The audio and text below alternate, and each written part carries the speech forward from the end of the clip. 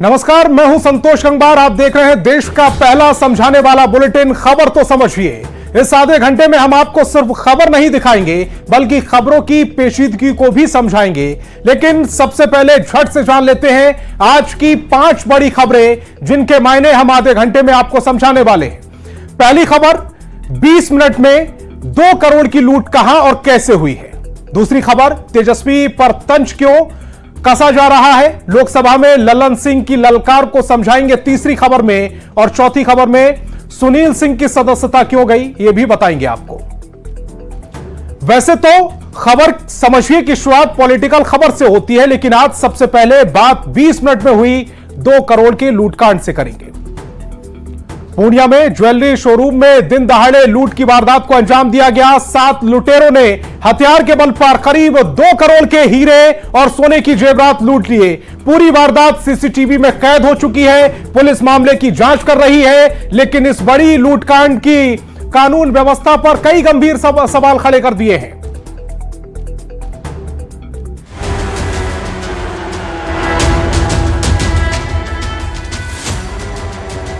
दोपहर का समय पूर्णिया के डाक बंगला चौक पर तनिष्क के शोरूम में सब कुछ सामान्य चल रहा था। तभी कुछ लोग ग्राहक बनकर आते हैं, उनके पीछे पीछे कुछ और लोग शोरूम में आते हैं और देखते ही शोरूम के स्टाफ को गन पॉइंट पर ले लेते हैं। जब तक कोई कुछ कर पाता तब तक लुटेरों ने करीब 2 करोड़ के हीरे और सोने के जेवरात की लूट कर फरार हो जाते हैं। 7 अपराध कर्मियों द्वारा ये घटना कारित की गई है जो अभी तक स्पष्ट हुआ है। और जो उनके तनिष्क शोरूम के जो रिप्रेजेंटेटिव उनके द्वारा बताया गया कि लगभग ये 2 करोड़ के आसपास के गहने लूटे हैं। अब इस चेहरे को देखिए, ये उन लुटेरों में से एक है। बदमाश कितने बेखौफ होकर आए थे उसकी बानगी देखिए। ना तो इनके चेहरे पर कोई मास्क है और ना ही कोई रुमाल। 7 की संख्या में लुटेरे तनिष्क के शोरूम को 20 मिनट में खाली करके आराम से चलते बने। अब पुलिस हमेशा की तरह सीसीटीवी खंगाल रही है। घटना के बाद हमेशा की तरह पुलिस आती है, जांच शुरू होती है। फॉरेंसिक की टीम अपराधियों के फिंगरप्रिंट इकट्ठा करती है और अलग अलग टीम बनाकर लुटेरों को पकड़ने की कवायद तेज कर जाती है। लुटेरों का सुराग देने वालों के लिए 3 लाख के इनाम का भी ऐलान किया गया है। कुल 7 अपराध कर्मी शामिल थे और सीसीटीवी में सभी का चेहरा भी साफ साफ दिख रहा है। पुलिस के द्वारा तत्काल एफएसएल से सारा फिंगरप्रिंट से लेकर सब कुछ उठाया जा रहा है। जिले के सभी सीमा को सील कर दिया गया है और आने वालों पर कड़ी निगाह रखी जा रही है। लेकिन सवाल ये है कि बार बार क्यों हो रही लूट की वारदात? शोरूम में दिन दहाड़े कैसे हो गई लूट? पुलिस क्यों नहीं रोक पा रही अपराध? पुलिस टीम की गश्ती का क्या फायदा? ये सब ऐसे सवाल हैं जिनका जवाब पुलिस को देना पड़ेगा। न्यूज़ 18 के लिए पूर्णिया से कुमार प्रवीण की रिपोर्ट।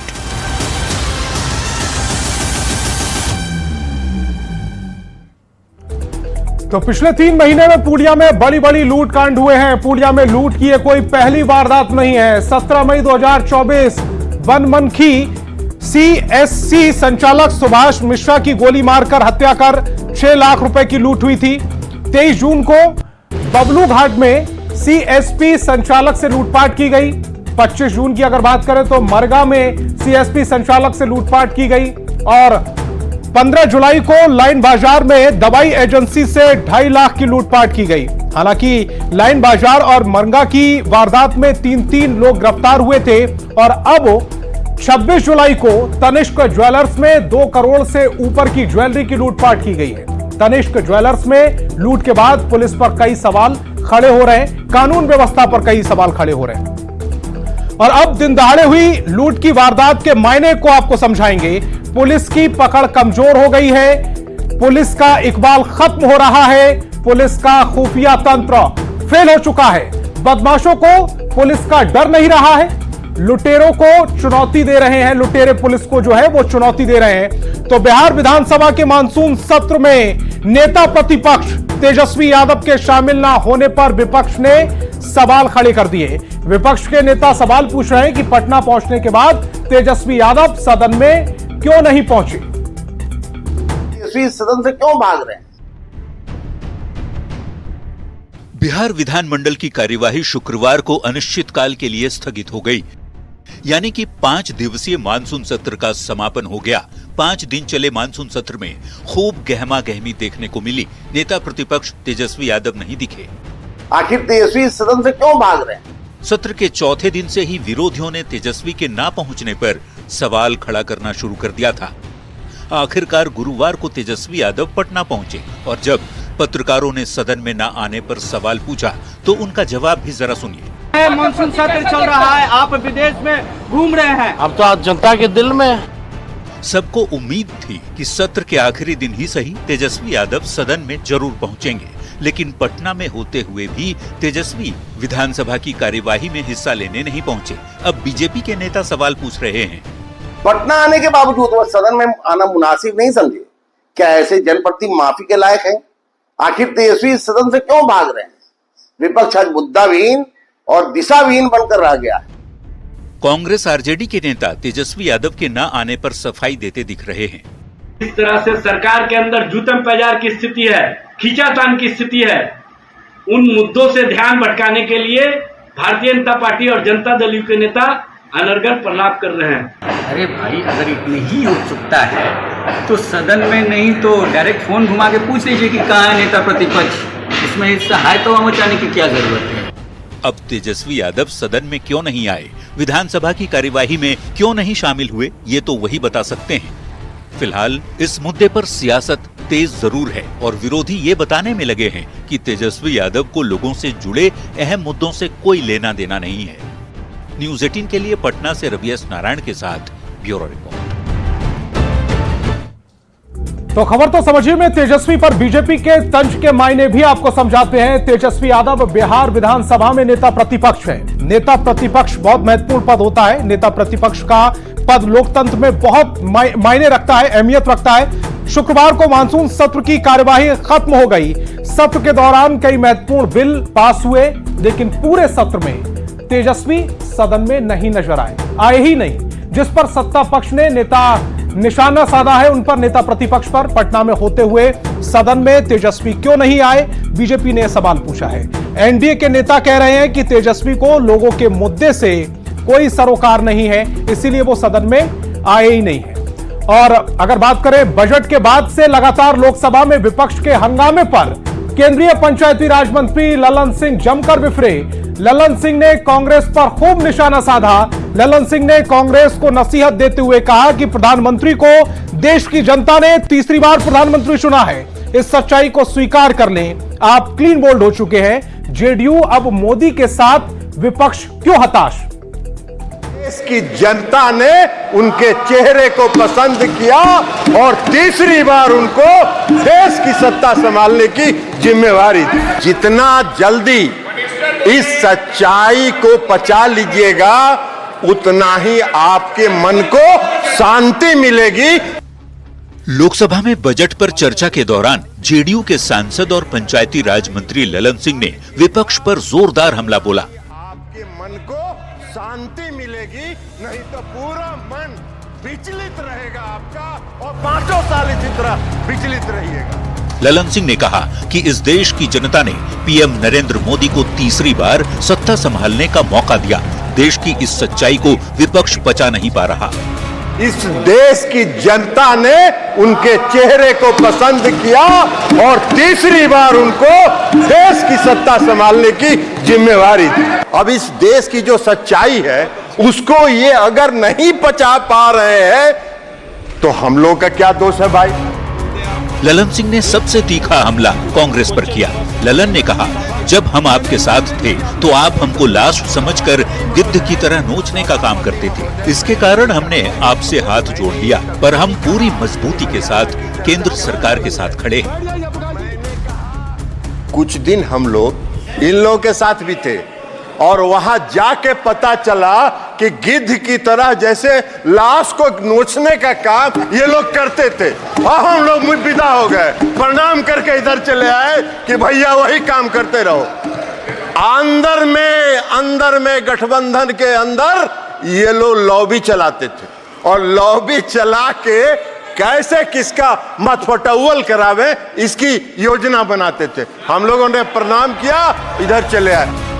लोकसभा चुनाव के नतीजों के बाद कांग्रेस के नेता कुछ ज्यादा ही जोश में हैं। ललन सिंह ने उसका जिक्र करते हुए कहा कि लूडो के खेल में 99 पर सांप यदि काटता है तो 0 पर पहुंच जाता है। वही स्थिति कांग्रेस की हो चुकी है। मोदी जी ने अपने तीसरे कार्यकाल का पहला बजट पेश कर जो गुगली फेंकी है उससे विपक्ष बोल्ड आउट हो चुका है।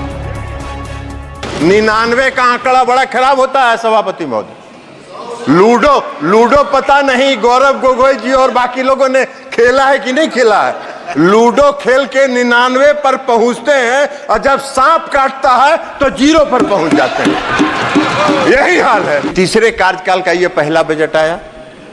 मोदी जी ने पहला बजट मोदी जी की सरकार ने पेश किया और जो पहला गुगली मोदी जी ने फेंका है इस बजट के माध्यम से, तो ये बोल्ड आउट हो चुके हैं और उसी बोल्ड आउट की छटपटाहट में ये अपना भावना व्यक्त कर रहे हैं। केंद्रीय बजट पेश होने के बाद से ही कांग्रेस सहित तमाम पार्टियों के नेता आरोप लगाते रहे हैं कि ये बजट सरकार बचाने वाला बजट है, यानी 2 राज्यों बिहार और आंध्र प्रदेश को खुश करने वाला बजट है। इसका जवाब देते हुए ललन सिंह ने ये भी कह दिया कि क्या बिहार और आंध्र प्रदेश इस देश में नहीं है। ब्यूरो रिपोर्ट, इनसे टीवी।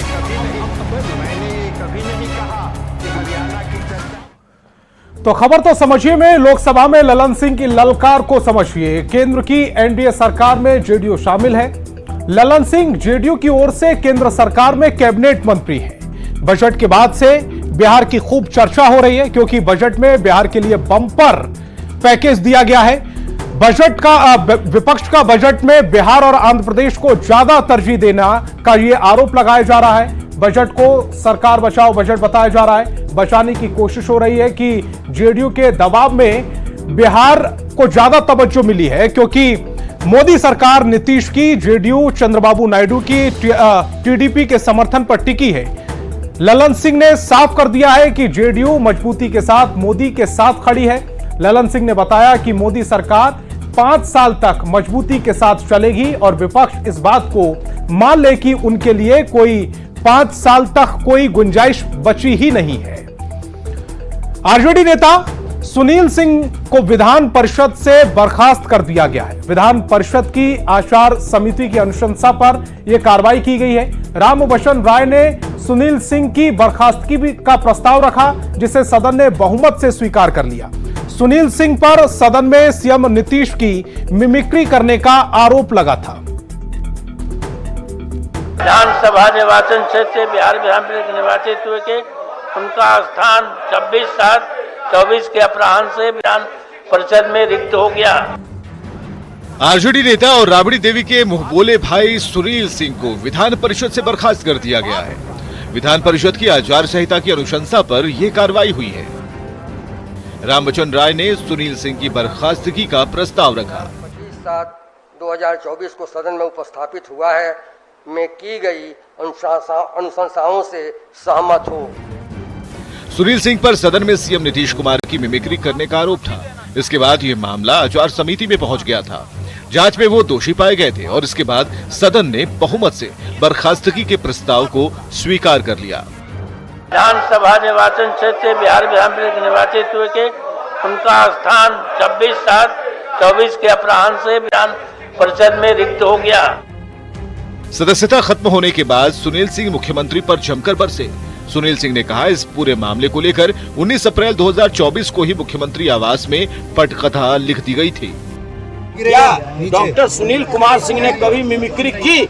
और यदि मिमिक्री करता भी तो वो भी अपराध नहीं है, वो भी अपराध के श्रेणी में नहीं है कि कोई किसी की मिमिक्री करे और उसकी आप सदस्यता ले ले। सभापति के फैसले से नाराज आरजेडी के सदस्यों ने सदन का बहिष्कार किया और सदन के बाहर आकर खूब नारेबाजी की। ऐसा नहीं होता है। जब कुछ बोले चाहे ना बोले तो उसको तो एक दिन के लिए सदन से लोग बाहर कर देता है, सदन से लोग बाहर कर देता है, चाहे माफ कर देता है। भगवान भी एक दिन एक मौका देता है माफ करने के लिए। वहीं बीजेपी ने सुनील कुमार के खिलाफ लिए गए फैसले का समर्थन किया है। बीजेपी एमएलसी नवल किशोर यादव ने सुनील कुमार को अहंकारी बताया। बीजेपी एमएलसी ने कहा कि सदन नियम और कानून से चलता है, अगर वो माफी मांग लेते तो उनकी सदस्यता बच जाती। एरोगेंसी से सदन नहीं चलते, संसदीय जीवन नहीं चलते। इसका मतलब होता है कि आप एरोगेंस होकर सदन में नहीं रह। आरजेडी के दो नेताओं सुनील सिंह और मोहम्मद सुहैब के ऊपर आरोप लगे थे। मोहम्मद सुहैब ने आचार संहिता के सामने हाजिर होकर अपनी बात रख दी। इसके बाद उन्हें अगले सत्र में 2 दिन की कार्यवाही से निलंबित किया गया, जबकि 2 बार बुलाने के बाद भी सुनील सिंह समिति के सामने अपना पक्ष रखने नहीं पहुंचे। इसके बाद आचार समिति ने बर्खास्तगी की अनुशंसा की और अब सुनील सिंह की सदस्यता जा चुकी है। न्यूज 18 के लिए पटना से रवि एस नारायण और संजय कुमार की रिपोर्ट। तो खबर तो समझिए में जानिए क्यों बर्खास्त हुए हैं सुनील सिंह और सुहेब पर सीएम नीतीश कुमार की मिमिक्री का आरोप लगा था। नीतीश कुमार का नाम लेकर कहे गए थे कुछ शब्द। सुनील सिंह और आरजेडी एमएलसी मोहम्मद सुहेब पर यह आरोप लगा था। सदन के मर्यादा के खिलाफ आचरण का पूरा मामला है।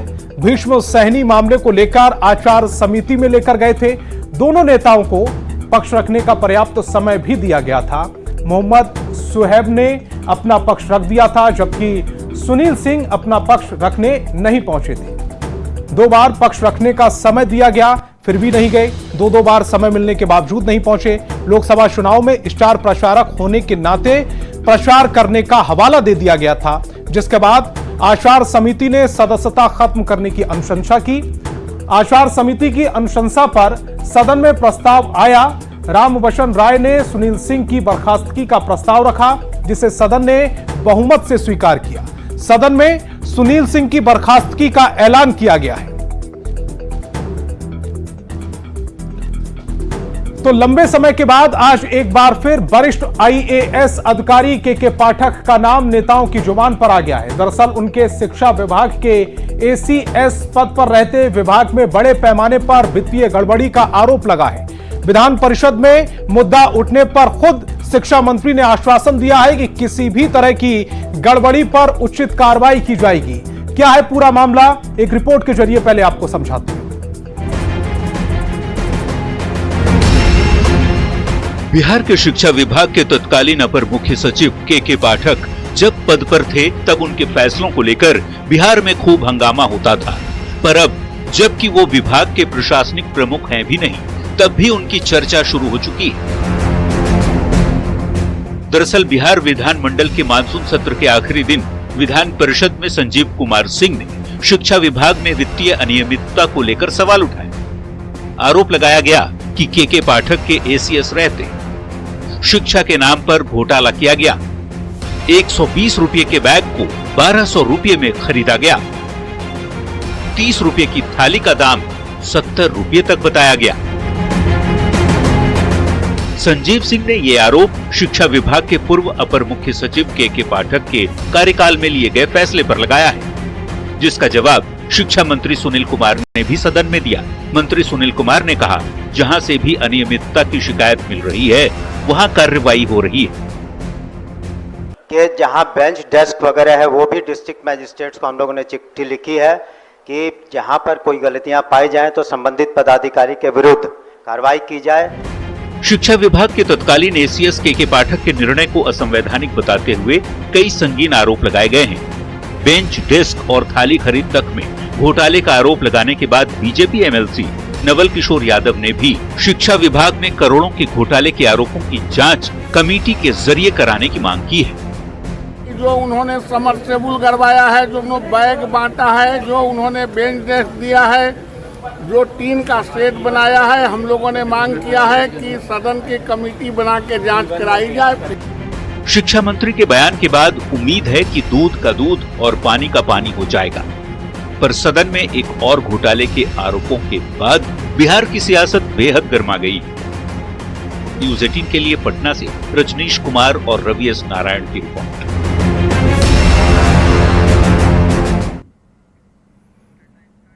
हैं।